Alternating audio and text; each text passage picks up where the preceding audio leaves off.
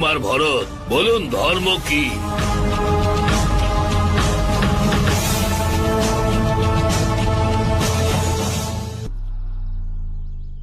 ধর্মের সম্পর্ক কোনো সম্প্রদায়, কোনো জাতির সঙ্গে নয়।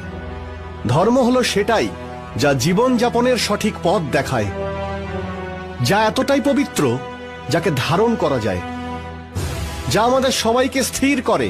আমাদের ধর্মই হলো আমাদের ব্যক্তিত্বের আধার। আর কর্ম?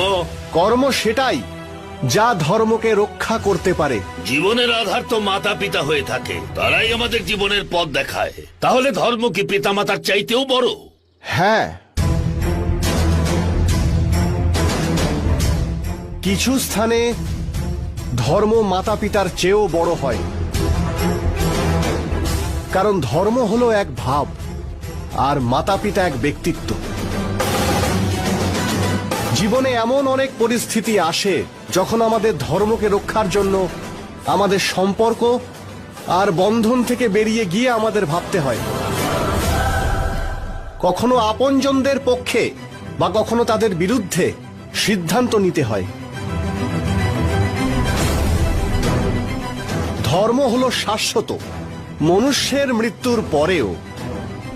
এই জন্য ধর্ম কখনো কোনো ব্যক্তি বা পরিস্থিতি অনুযায়ী বদলানো সম্ভব নয়।